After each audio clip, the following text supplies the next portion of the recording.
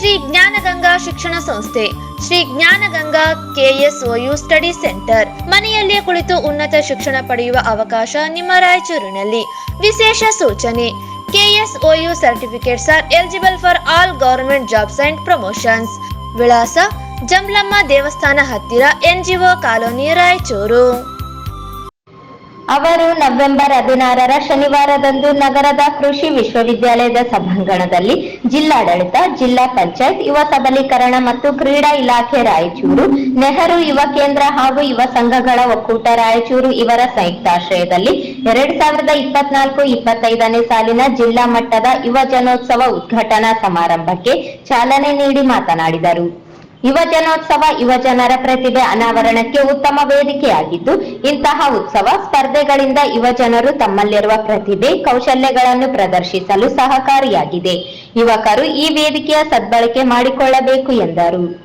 ಗ್ರಾಮೀಣ ನಗರ ಪ್ರದೇಶದ ಯುವ ಜನರಲ್ಲಿ ಪ್ರತಿಭೆ ಅಸಾಮಾನ್ಯವಾಗಿದೆ. ಇಂತಹ ಪ್ರತಿಭೆಯನ್ನು ಹೊರತರಲು ಸರ್ಕಾರ ಯುವ ಜನೋತ್ಸವದ ವ್ಯವಸ್ಥೆ ಮಾಡಿದೆ. ಶಾಲಾ ಕಾಲೇಜುಗಳಲ್ಲಿ ಓದಿನ ಕಡೆಗೆ ಹೆಚ್ಚಿನ ಗಮನ ಇರುತ್ತದೆ. ಆದರೆ ಓದಿನೊಂದಿಗೆ ತಮ್ಮಲ್ಲಿರುವ ಪ್ರತಿಭೆಗೂ ಸಹ ಮಹತ್ವ ನೀಡಬೇಕು. ಅತಿ ಹೆಚ್ಚು ಸಂಖ್ಯೆಯಲ್ಲಿ ಯುವ ಜನರನ್ನು ಹೊಂದಿರುವ ದೇಶ ನಮ್ಮದು. ಯುವ ಭಾರತವು ಕ್ರೀಡೆ, ಸಾಂಸ್ಕೃತಿಕ ಚಟುವಟಿಕೆಗಳಲ್ಲಿ ಪ್ರಸ್ತುತ ಮುಂಚೂಣಿಯಲ್ಲಿದೆ. ಇಲ್ಲಿ ಸ್ಪರ್ಧಿಸಿದ ಯುವ ಜನತೆ ಉನ್ನತ ಮಟ್ಟದಲ್ಲಿ ಸಾಧನೆ ಮಾಡಲಿ ಎಂದರು.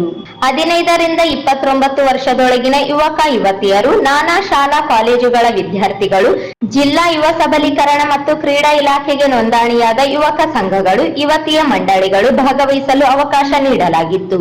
ಜಿಲ್ಲಾ ಮಟ್ಟದ ಯುವ ಜನೋತ್ಸವ ಕಾರ್ಯಕ್ರಮದಲ್ಲಿ ಜನಪದ ನೃತ್ಯ, ಜನಪದ ಗೀತೆ ಗಾಯನ, ಕವಿತೆ ಬರೆಯುವುದು, ಚಿತ್ರಕಲೆ, ಗುಡಿ ಕೈಗಾರಿಕೆಯ ಕಲಾ ಪ್ರಕಾರ, ನೇಕಾರಿಕೆ, ಜವಳಿ, ಕೃಷಿ ಉತ್ಪನ್ನಗಳು, ಶಾಸ್ತ್ರೀಯ ಸಂಗೀತ ಗಾಯನ ಮತ್ತು ಸಂಗೀತ ವಾದ್ಯಗಳ ನುಡಿಸುವ ಮೂಲಕ ವಿದ್ಯಾರ್ಥಿಗಳು ತಮ್ಮ ಪ್ರತಿಭೆ ಪ್ರದರ್ಶಿಸಿದರು. ಯುವ ಪ್ರತಿಭೆಗಳಿಗೆ ಶಿಳ್ಳೆ ಚಪ್ಪಾಳೆಗಳಿಂದ ಮೆಚ್ಚುಗೆ ವ್ಯಕ್ತವಾಯಿತು. ಜಿಲ್ಲಾ ಮಟ್ಟದ ಯುವ ಜನೋತ್ಸವ ಕಾರ್ಯಕ್ರಮದಲ್ಲಿ ಸುಮಾರು 300 ವಿದ್ಯಾರ್ಥಿಗಳು ನೋಂದಣಿ ಮಾಡಲಾಯಿತು.